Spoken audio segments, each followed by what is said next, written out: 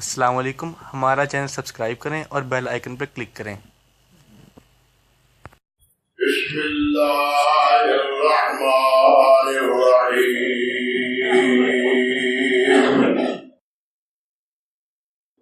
وَرَبُّكَ يَخْلُقُ مَا يَشَاءُ وَيَخْتَارُ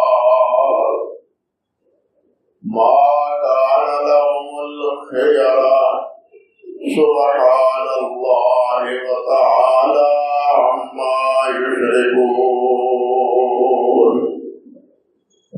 وَرَبُّكَ يَعْلَمُ مَا تُكِنُّ صُدُورُهُمْ وَمَا يُعْلِنُونَ وَهُوَ اللَّهُ لَا إِلَهَ إِلَّا هُوَ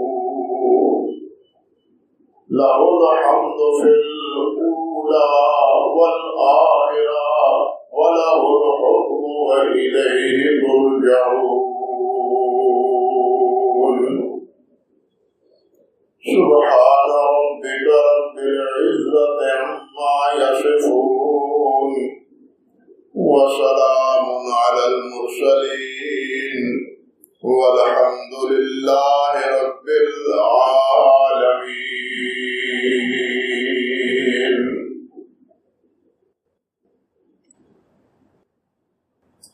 واجب الاحترام بزرگوں، بھائیوں، عزت مآب میری ماؤں، بہنوں اور بیٹیوں،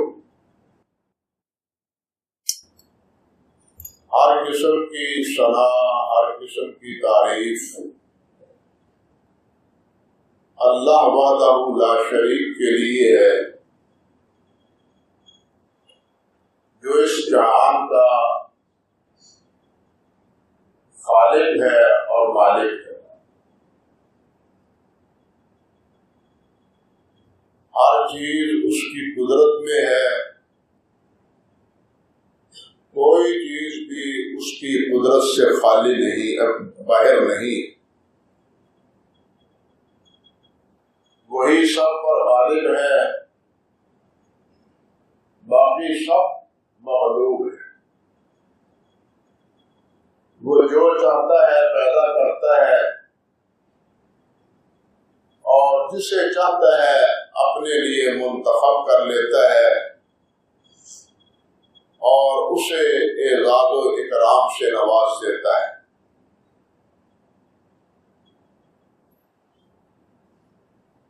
اللہ سبحانہ و تعالی نے بنی نوع انسان کو پیدا کیا تو ان میں حضرات انبیاء کرام علیہ السلام کا انتخاب کیا۔ پھر تمام انبیاء کرام علیہ السلام نے، بلکہ یوں کہہ لیجیے کہ پوری مخلوق میں اللہ جلال والاکرام نے سید کائنات حضرت محمد رسول اللہ صلی اللہ علیہ وسلم کو منتخب کیا، چنا، اور اپنی چاہتوں اور محبتوں سے انہیں نوازا۔ جو مقام، جو مرتبہ، جو عزت، جو شرف اللہ رب العزت نے حضرت محمد رسول اللہ صلی اللہ علیہ وسلم کو عطا فرمایا ہے، وہ کسی اور کو اللہ رب العزت نے نہیں دیا۔ اور کوئی بھی آپ کے مقام اور مرتبے میں آپ کا شہید اور شریک نہیں ہے۔ حضرت سیدنا عبداللہ ابن مسعود رضی اللہ تعالی عنہ فرماتے ہیں کہ ان اللہ نظر قلوب العباد فوجد قلب محمد صلی اللہ علیہ وسلم خیر القلوب، کہ اللہ رب جلال والاکرام نے اپنے بندوں کے دلوں کو دیکھا تو ان دلوں میں سب سے بہتر، سب سے اطاعت گزار، سب سے زیادہ فرمانبردار محمد رسول اللہ صلی اللہ علیہ وسلم کے دل کو پایا۔ فرماتے ہیں فاصطفاہ وبعثہ برسالتہ، اللہ رب العزت نے پھر آپ کو نبوت سے سرفراز فرمایا اور آپ کو اپنا رسول بنایا، اپنے لیے ان کو منتخب کیا۔ پھر فرماتے ہیں ثم نظر فی قلوب العباد، اللہ رب العزت نے پھر اللہ نے اپنے بندوں کو دلوں کو دیکھا، فوجد قلوب اصحابہ خیر قلوب العباد، تو اللہ رب العزت نے انبیاء کے بعد سب سے زیادہ بہتر دل، صاف اور شفاف دل، منقی اور منزہ دل، اطاعت اور فرمانبرداری سے لبریز دل، وہ محمد رسول اللہ کے غلاموں کا پایا۔ فجعلہم وزراء نبیہ، تو اللہ نے انہیں اپنے نبی محمد صلی اللہ علیہ وسلم کا وزیر، بشیر اور ساتھی بنا دی۔ یہ تمام تر انتخاب اور یہ تمام تر چناؤ صرف اللہ وحدہ لا شریک کا ہے۔ جس طرح انبیاء میں اللہ رب العزت نے حضرت محمد رسول اللہ کو چنا ہے، اسی طرح تمام امتوں میں اللہ ذوالجلال والاکرام نے محمد رسول اللہ کی امت کو اور آپ کے صحابہ کو چنا۔ یہ جو اللہ سبحانہ و تعالیٰ نے ارشاد فرمایا ہے قل الحمد للہ وسلام علی عبادہ الذین اصطفیٰ، قل الحمد للہ، میرے نبی کہہ دیجئے کہ سب تعریفیں اللہ کے لیے ہیں اور سلام ہے ان بندوں پر جو اللہ کے منتخب ہیں۔ حضرت عبداللہ ابن عباس رضی اللہ تعالی عنہ فرماتے ہیں کہ یہ جو چنے ہوئے بندوں کا ذکر اس آیت مبارکہ میں ہے، اس سے مراد نبی علیہ الصلوۃ والسلام کے صحابہ کرام، وہ اللہ ذوالجلال کے منتخب اور وہ اللہ رب العزت کے چنے ہوئے، اور پھر ان چناؤں میں ہر ایک کا اپنا مقام، اپنا شان اور اپنا مرتبہ ہے۔ صحابہ کرام میں اگر حضرت ابو بکر و عمر رضی اللہ تعالی عنہما وہ نبی علیہ السلام کے سسر ہیں، تو صحابہ ہی میں حضرت عثمان اور حضرت علی نبی علیہ السلام کے داماد، یعنی دو صحابہ کو آپ کے سسر ہونے کا شرف ہے اور دو کو آپ کے داماد ہونے کا شرف ہے، اور ان میں بھی پہلے داماد اول وحدہ میں حضرت سیدنا عثمان رضی اللہ تعالی عنہ، نبی علیہ السلام کے 3 صاحبزادے تھے، 3 بیٹے تھے۔ سب سے پہلے قاسم پیدا ہوئے حضرت خدیجہ الکبریٰ رضی اللہ تعالی عنہ کے بطن سے، اور انہی کی نسبت سے نبی علیہ السلام کی کنیت ابو القاسم، مگر یہ قاسم بچپن ہی میں فوت ہو گئے،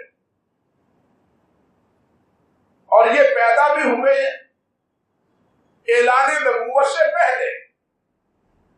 اعلان نبوت کے بعد پھر اللہ نے بیٹا عطا فرمایا اور اس کا نام آپ نے عبداللہ رکھا، اور اسی عبداللہ کی نسبت طاہر اور طیب کے ساتھ بھی، یعنی عبداللہ کا لقب طیب اور طاہر ہے، لیکن یہی عبداللہ جب آپ نے اعلان نبوت کیا اور بات آگے دین کی پھیلی، یہ بھی اللہ ذو الجلال کو پیارے ہو گئے۔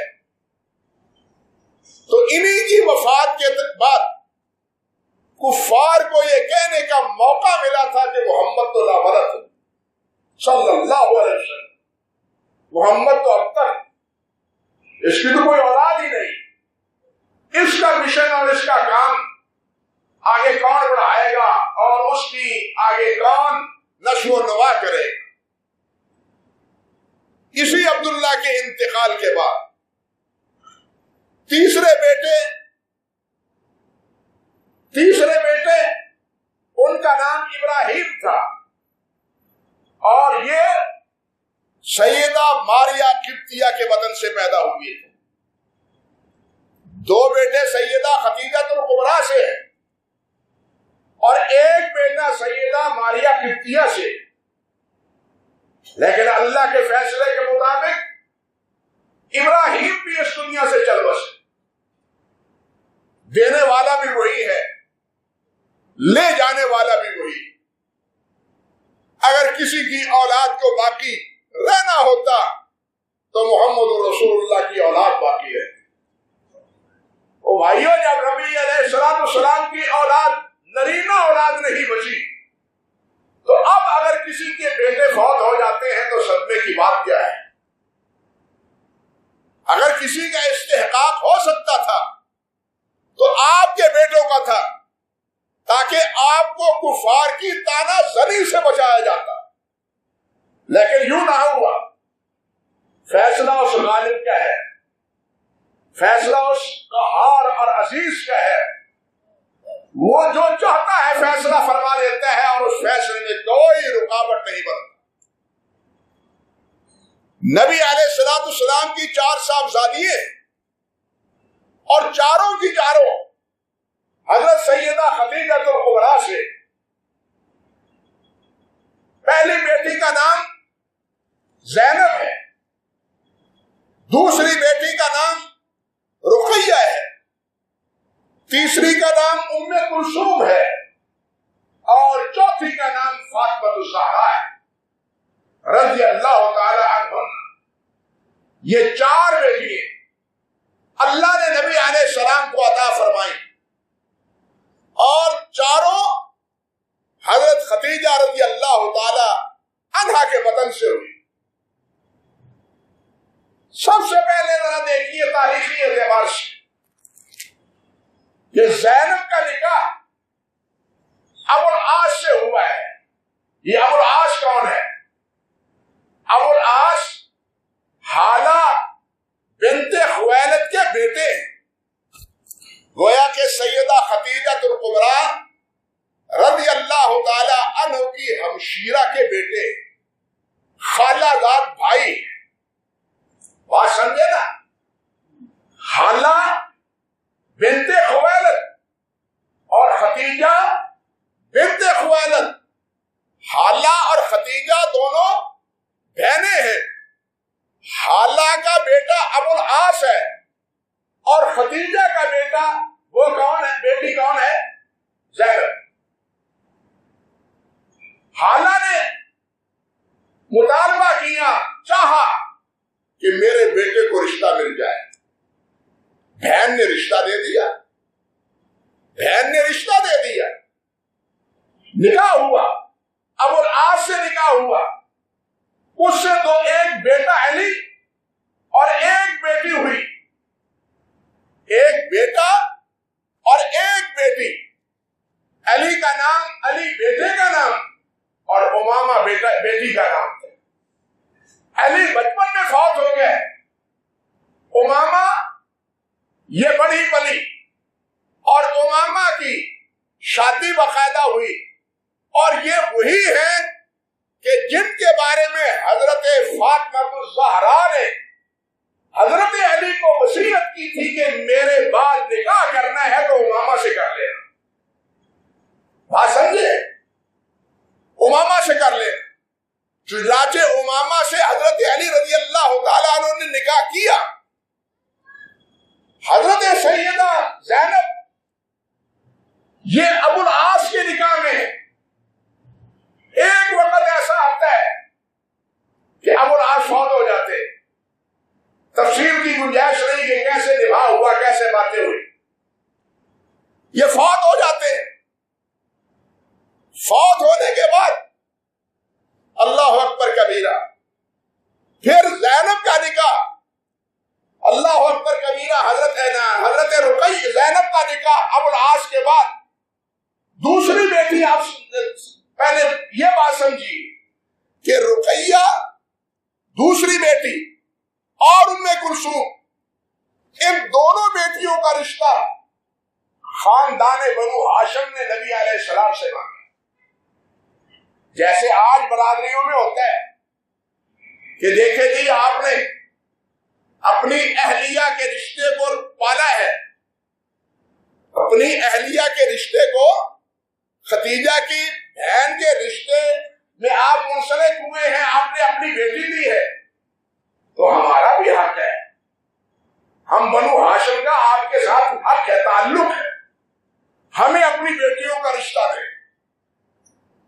نبی علیہ السلام نے فرمایا تھا مجھے تأمل ہے، سوچ لینے دے، غور کرنے دے۔ خطیجہ الکبریٰ سے بات کی، لیکن خطیجہ الکبریٰ اس بات پر آمادہ نہ ہوئی کہ بنو ہاشم جس سے نکاح کرنا چاہتے تھے وہ ابو لہب کے دو بیٹے تھے، عتبہ اور عتیبہ، اور سیدہ خدیجہ وہ ابو لہب کی گھر والی ام جمیل، اس کی بد اخلاقی سے متاثر تھی کہ یہ بڑی بدخلق ہے، بد زبان ہے، اخلاق کی اچھی نہیں ہے، میری بیٹیوں کا اس کے گھر میں کیا بنے گا۔ سیدہ خدیجہ نے تأمل کیا کہ میں تو اس کو پسند نہیں کرتی، مگر خاندانی دباؤ کی بنا پر نبی علیہ السلام نے عتبہ اور عتیبہ کو نکاح کا جو ہے نا پیغام دے دیا، ہاں کر لی رشتے، میں نکاح کروں گا۔ لیکن آگے جا کے جب نبی علیہ السلام نے اعلان نبوت کیا اور توحید کی دعوت دی تو سب سے پہلے مخالفت کرنے والا یہی کون تھا؟ ابو لہب تھا۔ اور ابو لہب کے تنقید اور اعتراض اس حد تک بڑھا کہ اللہ رب العزت نے کسی بڑے سے بڑے کافر کا نام لے کے مذمت نہیں کی، اللہ نے مذمت کی ہے تو ابو لہب کا نام لے کے مذمت کی۔ یہ اتنا بدنصیب تھا۔ تبت یدا ابی لہب وتب، یہ آیت بالخصوص صورت یہ اتری ہے تو ابو لہب اور ام جمیل آپے سے باہر ہو گئے، حتیٰ کہ ابو لہب نے اپنے دونوں بیٹوں سے یہ بات کہہ دی، یہ کہنے لگا راسی علی راسکم حرام، اگر تم نے یہ نکاح باقی رکھا تو پھر میرا تمہارے ساتھ کوئی ناتا نہیں ہے، میرا سر، میری عزت تمہارے لیے بالکل حرام ہے، ناجائز ہے، کوئی تعلق نہیں ہے میرا تمہارے ساتھ۔ نتیجہ تک انہوں نے سیدہ رقیہ اور سیدہ ام کلثوم دونوں کو طلاق دے دی۔ نبی علیہ السلام پشیمان ہوئے، پشیمانی کے عالم میں حضرت عثمان پہلے مسلمان ہو چکے ہیں، نبی علیہ السلام سے حضرت عثمان نے رشتہ طلب کیا اور بلا تحمل، بلا توقف نبی علیہ السلام نے حضرت عثمان کو رشتہ دینے کے لیے آمادگی کا اظہار کر دی۔ یہاں یہ بات ذہن میں رہنی چاہیے کہ حضرت عثمان کا تعلق بنو عبد شمس سے ہے، یا جس کو بنو امیہ کہتے ہیں ان سے، اور نبی علیہ السلام کا تعلق بنو ہاشم سے، بنو ہاشم سے ہے۔ یہ دونوں خاندان عبد مناف میں جا کے ملتے ہیں۔ نبی علیہ السلام عبد مناف تک درمیان میں 5 واسطے ہیں، 5ویں واسطے پر نبی علیہ السلام ہے، اور حضرت عثمان یہ عبد مناف تک 6 واسطوں میں ملتے ہیں، گویا کہ 6 نمبر میں حضرت عثمان۔ لیکن عبد مناف کا بیٹا ہاشم، عبد مناف کا بیٹا عبد الشمس، اور عبد الشمس کا بیٹا امیہ، یہاں سے خاندان 2 بن جاتے ہیں۔ ہاشم وہ ہے، اللہ اکبر، ہاشم وہ ہے جس نے ایران اور شام کے لیے تجارت کے سفر کی بنیاد رکھی تھی۔ یہ جو سورت قریش میں اللہ نے فرمایا ہے لإیلاف قریش ایلافہم رحلۃ الشتاء والصیف، یہ دونوں سفروں کی طرح سید ہاشم نے رکھی تھی۔ بات سمجھ رہے ہیں؟ سید ہاشم نے ان دونوں سفروں کی تجارتی بنیاد رکھی تھی۔ شام میں گرمی کے موسم میں کہ شام کا علاقہ سرد، اور ایران میں سردی کے موسم میں کہ ایران کا علاقہ گرم نسبتاً شام کے۔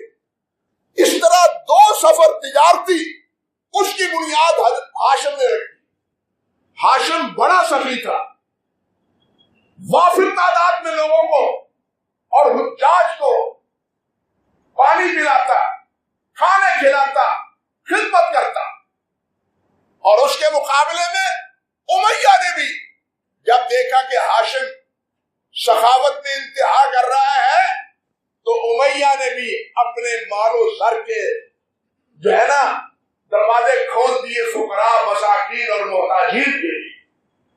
یہ تقابل بنو امیہ اور بنو ہاشم میں چلتا رہا، بلکہ بعد میں حضرت علی رضی اللہ تعالیٰ عنہ کی خلافت کے بعد تو پھر جب حکومت بنو امیہ کے پاس آئی اور انہوں نے تاریخ میں جو کچھ پھر گھپلا کیا اور جو کچھ زیادتی کی، وہ تاریخ کا ایک ناقابل بیان وہ ایک واقعہ ہے کہ بنو امیہ کو بدنام کرنے کے لیے ان کی زیادتی اپنی جگہ، ان کی باز نالائقی اپنی جگہ، لیکن ان کی خوبی ہے، ان کے دور میں فتوحات، ان کے دور میں اسلام کا پھیلاؤ اور ان کے دور میں کفار کا سرنگو ہونا، یہ ایک مسلمہ حقیقت ہے۔ مگر ان کو دیکھنے کی بجائے جس طرح ہمیشہ لوگ کمزوریاں ڈھونڈتے ہیں، بنو امیہ کی کمزوری تو ڈھونڈی گئی لیکن اس کی خوبیوں پر پانی پھیر دیا گیا۔ اللہ اکبر کبیرہ۔ تو یہ تقابل پہلے سے چلا آ رہا تھا۔ بنو امیہ میں یہ پہلا فرق تھا حضرت عثمان رضی اللہ تعالی عنہ جنہوں نے اسلام قبول کیا، اور جب حضرت عثمان رضی اللہ تعالی عنہ نے پیغام نکاح دیا تو نبی علیہ السلام نے اپنے سینے سے لگا دیا بلا تعمل۔ بیٹی رقیہ کا نکاح حضرت عثمان رضی اللہ تعالی عنہ سے کیے۔ حضرت عثمان کھاتے پیتے تھے، لیکن اسلام لانے کے بعد جس طرح باقی صحابہ کرام پر ظلم و ستم کے بادل ٹوٹ پڑے، وہی کیفیت حضرت عثمان رضی اللہ تعالی عنہ پر بھی، اور حضرت عثمان کو بھی دوسرے صحابہ کرام رضوان اللہ علیہ اجمعین کی طرح مکہ مکرمہ چھوڑ کے حبشہ کی طرف ہجرت کرنا پڑے۔ حدیث میں آتا ہے نبی علیہ السلام نے ارشاد فرمایا کہ ابراہیم اور لوط علیہ السلام کے بعد یہ پہلا جوڑا ہے جو اللہ کی راہ میں ہجرت کر رہا ہے۔ یہ پہلا جوڑا ہے جو اللہ کی راہ میں ہجرت کر رہا ہے۔ یوں نبی علیہ السلام کی صاحبزادی حضرت رقیہ، وہ نبی علیہ السلام آپ عثمان غنی سے اس کا نکاح کرتے ہیں۔ اب ہوتا کیا آگے دیکھیے، 2 ہجری کو غزوہ بدر ہوتا ہے، 2 ہجری کو غزوہ بدر ہوتا ہے۔ بدر میں جس وقت جانے لگے ہیں نبی علیہ السلام اور صحابہ کرام، یہی سیدہ رقیہ بیمار ہے۔ نبی علیہ السلام نے عثمان سے کہا عثمان تم رقیہ کی تیمارداری کے لیے اور خدمت گزاری کے لیے گھر رک جاؤ، ہمارے ہمراہ نہ جاؤ۔ یہ گھر چلے گئے، گھر میں رہے، نہ گئے نبی علیہ السلام کے ہمراہ غزوہ تبوک، اپنے غزوہ بدر میں نہ نبی علیہ السلام کے ہمراہ تشریف لے گئے۔ غزوہ بدر میں اللہ ذوالجلال نے نبی علیہ السلام کو فتح نصیب کی۔ زید بن حارثہ آپ کے غلام متبنہ وہ فتح کی خوشخبری بشارت لے کے مدینہ طیبہ پہنچتے ہیں، اور ادھر حضرت عثمان اور باقی بچے کچے صحابہ وہ سیدہ رقیہ کو دفنا کے بقیع میں فارغ ہو رہے ہیں۔ اللہ اکبر کبیر۔ 2 ہجری کا یہ واقعہ ہے۔ اس کے بعد کیا ہوا میں اس تفصیل میں ابھی نہیں جانا چاہتا۔ دوسری بات یہ کہنا چاہتا ہوں کہ 1 سال نہیں گزرا 3 ہجری میں، 3 ہجری میں نبی علیہ السلام نے اپنی دوسری بیٹی سیدہ ام کلثوم کا نکاح بھی حضرت عثمان رضی اللہ تعالی عنہ سے کر دیا۔ اب یہاں غور و فکر کے لیے 2-3 سوال۔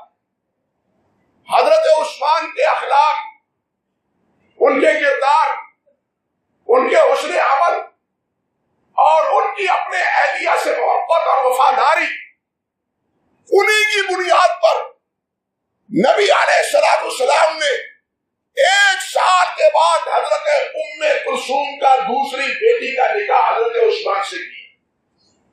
یہ ایک مسلمہ حقیقت ہے جس میں کوئی دوسری بات ہے نہیں۔ اب سوال ہے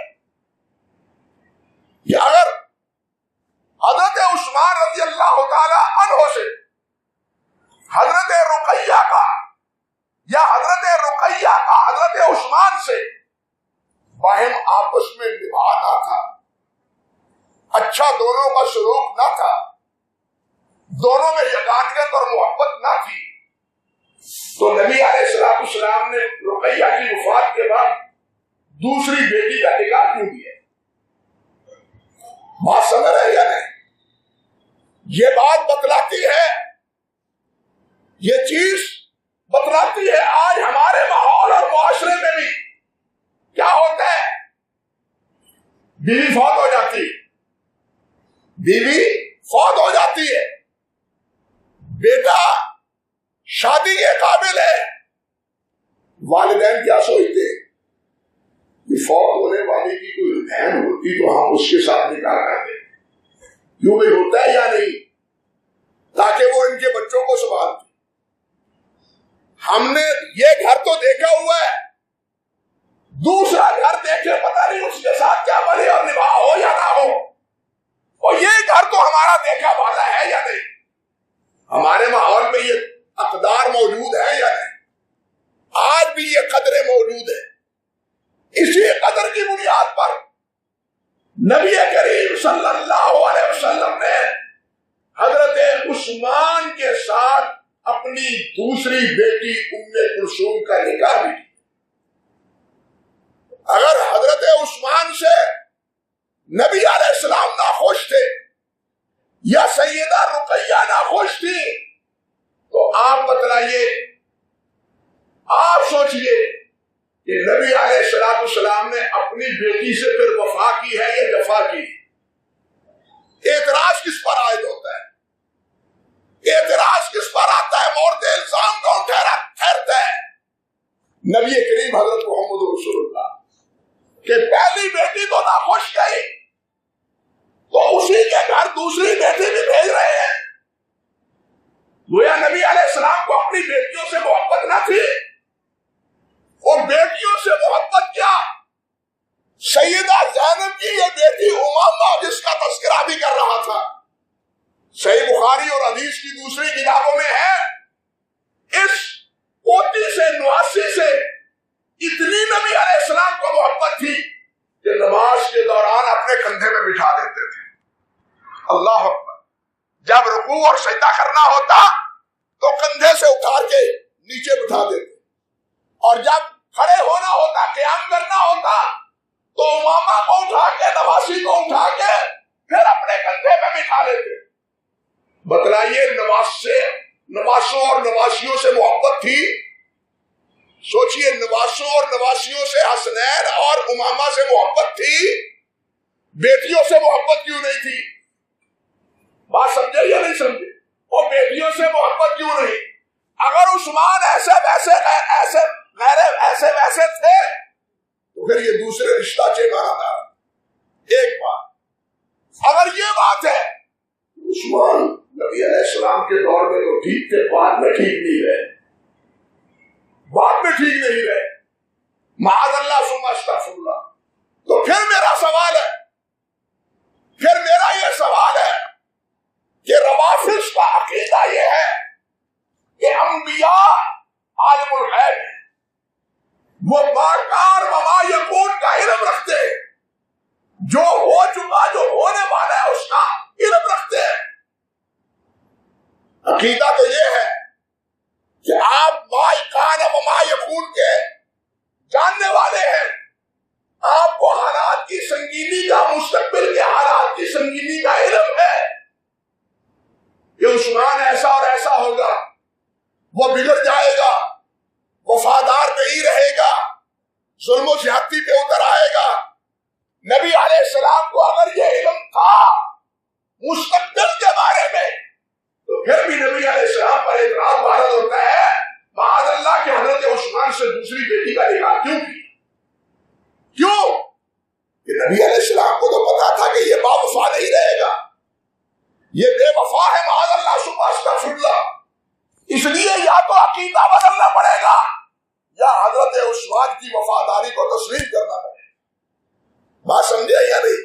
یا تو عقیدہ بدلے یا سیدنا عثمان کی وفاداری کو تسلیم کرے، اور پھر صرف حضرت عثمان ہے، علماء نے لکھا ہے، علامہ سیوطی نے لکھا ہے، اور بھی دوسرے علماء نے، کہ حضرت عثمان ساری امتوں میں پہلے فرد ہیں جنہیں یہ شرف حاصل ہے کہ یکے بعد دیگرے ان کے عقد میں نبی کی 2 بیٹی ہیں۔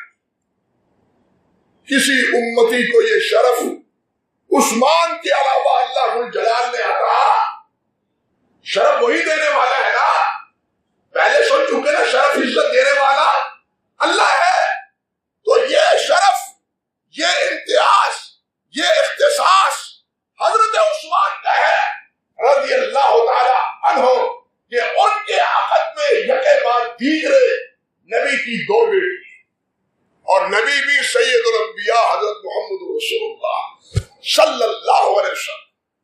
بات یہی ختم نہیں ہوتی، اس سے آگے بھی دلچسپ بات ہے۔ حضرت عثمان، ان کے بیٹے کا نام عمار بن عثمان ہے، وہ تاریخی حقائق ہے جو انساب کی کتابوں میں اور تاریخ کی کتابوں میں بال اتفاق فریقین موجود۔ حضرت عثمان کے بیٹے کا نام عمار ہے، عمار بن عثمان حدیث کے راوی ہے۔ کون کون سی حدیث کے راوی ہے اس تفصیل میں نہیں جانا چاہتا۔ یہ اسی عمار بن جعفر، عمار بن عثمان رضی اللہ تعالی عنہ صغیر صحابہ میں شمار ہوتے ہیں۔ ان کا نکاح حضرت علی کے بھائی جعفر صادق، جعفر طیار رضی اللہ تعالی عنہ کی بیٹی ام کلثوم سے ہوتا ہے۔ بات کو سمجھے، رشتے کا تقابل سمجھے، یہ نبی علیہ السلام کے ساتھ رشتہ ہی نہیں، عثمان کے بیٹے کا اور حضرت علی کی بھتیجی کا نکاح کس سے ہوتا ہے؟ حضرت عثمان کے بیٹے کے ساتھ ہوتا ہے۔ لڑائی کس بات کی؟ دونوں میں جھگڑا کس بات کا؟ اختلاف کس بات کا؟ ان تاریخی حقائق کا منہ چڑھانا ہے حضرت عثمان رضی اللہ تعالیٰ عنہ پر اعتراض کر۔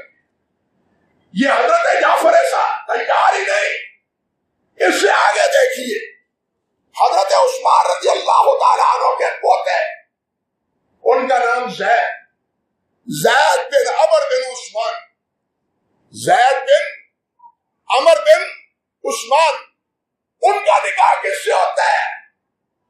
اور ان کا نکاح سیدہ سکینہ سے ہوتا ہے، اور جس کو ہمارے ذاکر حضرات سکینہ بولتے ہیں. سکینہ نہیں سکینہ ہے لفظ، تصویر ہے سکینہ بنت حسین ابن علی. سکینہ حضرت سکینہ کا گھر، اس کے آثار اب بھی موجود ہیں. میں اس گناہگار آنکھوں نے دیکھے ہیں. مدینہ طیبہ سے نکلے مکہ مکرمہ کی طرف، جب ٹرن لے کے یہ اپنے میقات کی طرف گاڑی مڑتی ہے، اس کے دائیں طرف جو آبادی ہے، اس آبادی میں حضرت سیدہ سکینہ کا گھر تھا، اور اس کے آثار اب بھی اللہ کے فضل و کرم سے موجود ہیں. سیدہ سکینہ، تو اسی سیدہ سکینہ جو حضرت حسین رضی اللہ تعالیٰ عنہ کے ساتھ شادی ہے، اور اس کا نکاح کس سے ہوتا ہے؟ حضرت عثمان غنی کے پوتے سے. حضرت علی کی گویا کیا ہے؟ پوتی ہے، اور حضرت عثمان کا کون ہے؟ پوتا ہے. ان دونوں کا آپس میں نکاح ہوتا ہے. بتائیے لڑائی کیسی؟ ایمانداری سے سوچئے جھگڑا کس بات؟ یہی صرف ایک مسئلہ رہے، اس سے آگے بھی دیکھیے. حضرت عثمان کے ایک بیٹے کا نام عبداللہ بن عمر بن عثمان ہے. عبداللہ بن عمر بن عثمان، یہ عبداللہ بن عمر بن عثمان بہت جلیل القدر تابعی ہے. ان کی والدہ حفصہ بنت عبداللہ بن عمر ہے، گویا عمر فاروق کی پوتی. وہ والدہ ہے کس کی؟ حضرت عثمان غنی رضی اللہ تعالیٰ عنہ کے پوتے کی. بات سمجھ رہے ہیں؟ پوتے کا نام کیا ہے؟ عبداللہ بن عمر بن عثمان. یہ عبداللہ بن عمر بن عثمان بڑے خوبصورت، بڑے عالم اور بڑے سخی اور بہت سی خوبیوں کے مالک تھے. حتیٰ کہ اس دور کا عربی معروف شاعر فرزدق، تاریخ ادب عربی کا ادنا سا طالب علم فرزدق کی عظمت کو جانتا ہے. یہ وہی فرزدق ہے جس نے حضرت زین العابدین کی مرتبہ میں اشعار کہے ہیں، اور یہی وہی فرزدق ہے جو عبداللہ بن عمر کے بارے میں کیا کہتا ہے؟ اللہ اکبر کبیرہ. وہ کہتا ہے وما قبر السماء وانت نجم، کہ عبداللہ تیرا باپ اور تیری ماں یہ دونوں آسمان کے قبر ہے، اور تو کیا ہے؟ نجم ہے، ستارہ ہے. بات سمجھے؟ تیرے ماں باپ، تیرے والدین وہ قبر ہے، اور تو کیا ہے؟ ستارہ ہے. بہی باللیل یدلو لکل سارے، کہ رات کا سفر کرنے والا اسی شمس، اسی قمر اور اسی تارے سے روشنی لے کے اپنا سفر جاری کرنے والے ہیں. یہ کون کہتا ہے؟ فرزدق کہتا ہے. کس کے بارے میں؟ عبداللہ بن عمر بن عثمان، عثمان غنی کے پوتے کے بارے میں. محدثین میں، صغار تابعین میں امام زہری کا نام